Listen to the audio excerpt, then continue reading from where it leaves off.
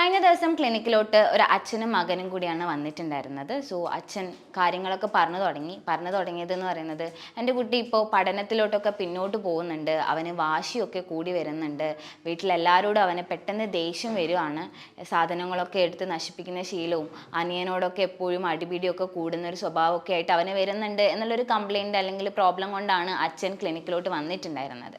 So കൂടുതൽ കാര്യങ്ങൾ അച്ഛനോട് ചോദിച്ചറിഞ്ഞ സമയത്താണ് അച്ഛൻ പറഞ്ഞു തുടങ്ങിയത്, അവന് അനിയൻ എന്ന് പറയുന്ന ഒരാളും കൂടെ വന്നതിന് ശേഷമാണ് ഈ ഒരു വാശിയൊക്കെ ഇങ്ങനെ കൂടി തുടങ്ങിയത് എന്നാണ് അച്ഛൻ പറഞ്ഞിട്ടുണ്ടായിരുന്നത്. കുട്ടിക്ക് ഇപ്പോൾ 10 വയസ്സായിട്ടുണ്ട്. അനിയൻ എന്ന് പറയുന്നത് ഇപ്പോൾ ഒരു 3-4 വയസ്സായിട്ടേ ഉള്ളൂ.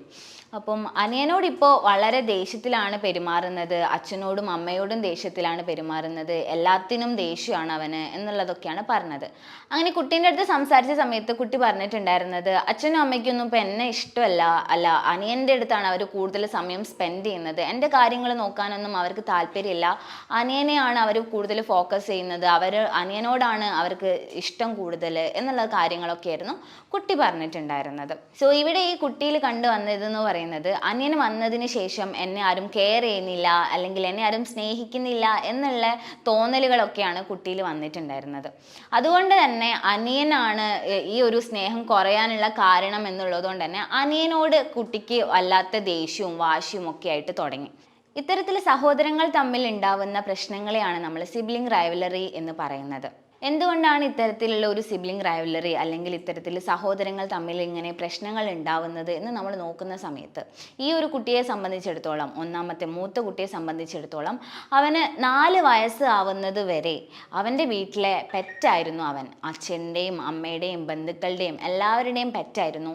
എല്ലാവരുടെയും അറ്റൻഷൻ അവന് മാത്രമായിരുന്നു കിട്ടിയിട്ടുണ്ടായിരുന്നത്, എല്ലാവരുടെ ലവും കിട്ടിയിട്ടുണ്ടായിരുന്നത്. വൈകുന്നേരം വരുമ്പോൾ ചോക്ലേറ്റ് വാങ്ങിച്ചു കൊടുക്കുന്നത് അവന് മാത്രമായിരുന്നു. അല്ലെങ്കിൽ പുറത്തേക്ക് കൊണ്ടുപോകുമ്പോൾ അവനെ കൊണ്ടുപോകാൻ ഒരുപാട് പേരുണ്ടായിരുന്നു, അല്ലെങ്കിൽ സ്കൂളിലോട്ട് പോകുന്ന സമയത്ത് കൊണ്ടുവിടാൻ ആൾക്കാരുണ്ടായിരുന്നു. എല്ലാ തരത്തിലുള്ള കെയറും അവന് മാത്രം കിട്ടിക്കൊണ്ടിരിക്കുന്ന ഒരു സമയത്താണ് അനിയൻ എന്ന് പറയുന്ന ഒരാളും കൂടെ ആളുടെ ലൈഫിലോട്ട് കയറി വന്നത്. സോ അവന് ആദ്യമൊന്നും അനിയന് വന്ന സമയത്ത്, അല്ലെങ്കിൽ ഒരു 5 വയസ്സൊക്കെ ആകുമ്പം, അനിയൻ 1 വയസ്സൊക്കെ ആകുന്ന സമയത്ത് വലിയ രീതിയിലുള്ള പ്രശ്നങ്ങളൊന്നും അനിയനായിട്ട് ഉണ്ടായിരുന്നില്ല. പക്ഷേ പതിയെ കുട്ടി വളർന്നു വരുന്ന സമയത്ത് അനിയനും വളരുകയാണ്. കുട്ടി വലുതാവുന്നതിനനുസരിച്ച് അവൻ്റെ വാശിയൊക്കെ കൂടി തുടങ്ങി. എനിക്ക് പണ്ട് എന്നെ സ്നേഹിച്ച പോലെ ആളുകൾ എന്നെ സ്നേഹിക്കുന്നില്ല എന്നുള്ള തോന്നലൊക്കെ അവനിൽ വരാൻ തുടങ്ങി. ആ ഒരു തോന്നലൊക്കെ വന്ന സമയത്ത് അതിന് കാരണം എന്ന് പറയുന്നത് എൻ്റെ ബ്രദറാണ്, അല്ലെങ്കിൽ എൻ്റെ അനിയനാണ്. അനിയൻ വന്നപ്പോഴാണ് എനിക്ക് പണ്ട് കിട്ടിയിരുന്ന സ്നേഹമൊക്കെ കുറഞ്ഞു തുടങ്ങിയത് എന്നുള്ളതൊക്കെയാണ് കുട്ടിയുടെ മനസ്സിലുണ്ടായിരുന്ന തോട്ട്സ് എന്ന് പറയുന്നത്. അതുകൊണ്ട് തന്നെ എല്ലാത്തിനും അവൻ അനിയനോട് ദേഷ്യം പിടിക്കാൻ തുടങ്ങി. ആ ദേഷ്യം അച്ഛനോടും അമ്മയോടും കാണിക്കാൻ തുടങ്ങി. പിന്നീട് എല്ലാത്തിലും വാശിയായി. പതിയെ പഠനത്തിലും അവൻ പിന്നോട്ട് പോയി തുടങ്ങി എന്നുള്ളതൊക്കെയാണ് ഇവിടെ കുട്ടിയിൽ സംഭവിച്ചിട്ടുണ്ടായിരുന്ന ഒരു കാര്യം എന്ന് പറയുന്നത്. സോ നമ്മുടെ ലൈഫിലോട്ട് പെട്ടെന്ന് ഒരാൾ കയറി വരികയും നമ്മൾക്ക് കിട്ടിയിരിക്കുന്ന അറ്റൻഷൻ എന്ന് പറയുന്നത് അവിടെ കുറഞ്ഞു പോകുന്നു എന്നുള്ളതാണ് ഇവിടെ സംഭവിച്ചൊരു കാര്യം എന്ന് പറയുന്നത്. പലപ്പോഴും കുട്ടികളുടെ ഇടയിൽ സംഭവിക്കുന്ന ഒരു കാര്യമാണ്, ഒരു അനിയനും കൂടെ കയറി വരുമ്പോൾ എനിക്ക് ഓൾറെഡി കിട്ടിക്കൊണ്ടിരിക്കുന്ന സ്നേഹം നഷ്ടപ്പെട്ടു പോകുന്നു എന്നുള്ളൊരു പേടിയാണ് ആക്ച്വലി ഈ ഒരു സിബ്ലിംഗ് റൈവലറിയിലോട്ട് ലീഡ് ചെയ്യുന്ന ഒരു കാര്യം അല്ലെങ്കിൽ ഒരു കാരണം എന്ന് പറയുന്നത്. സോ ആസ് എ പേരൻ്റ് എങ്ങനെയാണ് ഒരു സിബ്ലിംഗ് റൈവലറിനെ നമുക്ക് മെയിൻറ്റെയിൻ ചെയ്യാൻ പറ്റുക എന്ന് നോക്കുന്ന സമയത്ത്, ഫസ്റ്റ് തന്നെ നമ്മളുടെ മൂത്ത കുട്ടിയെ നമ്മൾ അതിന് വേണ്ടി പ്രിപ്പയർ ചെയ്യിക്കുക എന്നുള്ളതാണ് ഫസ്റ്റ് സ്റ്റെപ്പായിട്ട് നമ്മൾ ചെയ്യേണ്ട കാര്യം. തനിക്കൊരു അനിയൻ അല്ലെങ്കിൽ ഒരു അനിയത്തി വരാൻ പോവാണ്, നമ്മളുടെ കൂടെ ഒരാളും കൂടെ ഉണ്ടാവും ഇനി നമ്മുടെ ലൈഫിൽ എന്നുള്ള രീതിയിൽ അവരെ അതിന് വേണ്ടി പ്രിപ്പയർ ചെയ്യിക്കുക എന്നുള്ളതാണ് ഫസ്റ്റ് സ്റ്റെപ്പായിട്ട് നമ്മൾ ചെയ്യേണ്ട കാര്യം. ആ ഒരു പ്രിപ്പറേഷൻ ഇല്ലാതെ പെട്ടെന്ന് ഒരാൾ നമ്മളുടെ കൂടെ അല്ലെങ്കിൽ നമ്മുടെ ലൈഫിലോട്ട് കടന്നു വരികയും ഇതുവരെ നമുക്ക് കിട്ടിക്കൊണ്ടിരിക്കുന്ന സ്നേഹം അവിടെ ലാക്ക് ആവുന്നു എന്നുള്ള തോന്നലൊക്കെ ആ ഒരു സമയത്താണ് കുട്ടികളിൽ ഉണ്ടാവുന്നത്. അല്ലാതെ നമ്മൾ അവരെ കംപ്ലീറ്റ്ലി പ്രിപ്പയർ ചെയ്യിച്ചിട്ട് നമ്മളുടെ കൂടെ ഒരാളുണ്ട് എന്ന് പറയുന്ന സമയത്ത് അവർ കൂടുതലായിട്ട് അതിനോട് അഡാപ്റ്റ് ചെയ്ത് പോകുന്നത് നമ്മൾ കണ്ടിട്ടുണ്ട്.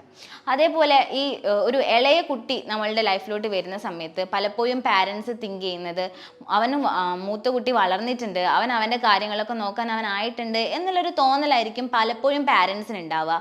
അപ്പോൾ നമ്മൾ കൂടുതലായിട്ട് ഫോക്കസ് ചെയ്യുക അനിയനിലോട്ടോ അല്ലെങ്കിൽ അനിയത്തിയിലോട്ടായിരിക്കും. അപ്പോൾ മൂത്ത കുട്ടി എന്ന് പറയുന്നത് അവൻ ഒറ്റയ്ക്ക് കാര്യങ്ങൾ ചെയ്യും എന്നുള്ളൊരു തോന്നലാണ് പാരൻസിന് പലപ്പോഴും ഉണ്ടാവുന്നത്. പക്ഷെ ആ ഒരു സമയത്ത് മൂത്ത കുട്ടിയിൽ സംഭവിക്കുന്നത് എന്ന് പറയുന്നത്, എനിക്കിപ്പോൾ എന്നെ സ്നേഹിക്കാൻ ആരുമില്ല, അല്ലെങ്കിൽ എന്നെ ഇപ്പോൾ ആർക്കും താല്പര്യമില്ല എന്നുള്ള തോന്നലുകളൊക്കെയാണ് കുട്ടിയിൽ ഉണ്ടാവുന്നത്. പക്ഷേ പാരൻസ് തീരുമാനിക്കുന്നത്, അല്ലെങ്കിൽ പാരൻസ് വിചാരിക്കുന്നത് അവൻ ഓക്കെ ആയിട്ടുണ്ട്, അവൻ അവൻ്റെ കാര്യങ്ങളൊക്കെ ചെയ്യാനുള്ള ഒരു പക്വത എത്തിയിട്ടുണ്ട് എന്നുള്ള തോന്നലിലാണ് നമ്മൾ പലപ്പോഴും അത്തരത്തിൽ ബിഹേവ് ചെയ്യുന്നത് എന്നുള്ളതാണ് രണ്ടാമത്തെ കാര്യം. പിന്നീട് നമ്മൾ ചെയ്യേണ്ട ഒരു കാര്യം എന്ന് പറയുന്നത്, കമ്പാരിസൺ എന്ന് പറയുന്നത് അവിടെ സ്റ്റോപ്പ് ചെയ്യുക എന്നുള്ളതാണ്. കുട്ടികളെ തമ്മിൽ കമ്പയർ ചെയ്യാതിരിക്കുക. അവർ രണ്ടും രണ്ട് ഡിഫറെൻറ്റ് പേഴ്സണാലിറ്റീസ് ആണ്. അപ്പം രണ്ടുപേർക്കും ഉണ്ടാകുന്ന കഴിവുകളും തികച്ചും വ്യത്യസ്തമായിരിക്കും എന്നുള്ളതും കൂടെ നമ്മൾ അവിടെ ഓർക്കേണ്ട ഒരു കാര്യമാണ്. പിന്നീട് നമ്മൾ കുട്ടികളെ തമ്മിൽ ഉണ്ടാകുന്ന ഫൈറ്റ് ഉണ്ടാകുന്ന സമയത്ത് എന്താണ് ഇതിൻ്റെ റീസൺ എന്നുള്ളത് നമ്മൾ ഐഡൻറ്റിഫൈ ചെയ്യാൻ വേണ്ടി ശ്രമിക്കാം. റീസൺ അറിയാതെ നമ്മൾ ചുമ്മാ അവരെ പോയിട്ട് തല്ലുന്നത് കൊണ്ടോ വഴക്ക് പറയുന്നത് കൊണ്ടോ ഇവിടെ ആ ഒരു പ്രോബ്ലത്തിന് ഒരു തരത്തിലുള്ള സൊല്യൂഷനിലോട്ടും നമുക്ക് എത്താൻ പറ്റുന്നില്ല എന്നുള്ളത് മറ്റൊരു കാര്യമാണ്. സോ ഇത്തരത്തിൽ കുട്ടികൾ തമ്മിൽ ഫൈറ്റ് ഉണ്ടാവുമ്പോൾ എന്താണ് ഒരു ബേസിക് റീസൺ എന്നുള്ളത് അറിഞ്ഞതിന് ശേഷം മാത്രം നമ്മൾ അവരുടെ പ്രോബ്ലത്തിലോട്ട് ഇടപെടുക എന്നുള്ളതാണ് ഒരു പാരന്റ് എന്നുള്ള നിലയിൽ നമ്മൾ ചെയ്യേണ്ട ഒരു കാര്യം എന്ന് പറയുന്നത്. പലപ്പോഴും റീസൺ അറിയാതെ പോയി നമ്മൾ ആദ്യം ചെന്ന് ചെയ്യുന്നത് അടിക്കുക എന്നുള്ള, അല്ലെങ്കിൽ വഴക്ക് പറയുക എന്നുള്ള കാര്യമായിരിക്കും. അത് നമ്മൾ മാറ്റി റീസൺ എന്താണെന്നുള്ളത് അറിഞ്ഞതിന് ശേഷം മാത്രം ആ ഒരു പ്രോബ്ലത്തിലോട്ട് നമ്മൾ ഇടപെടുക എന്നുള്ളതാണ് മറ്റൊരു കാര്യം എന്ന് പറയുന്നത്.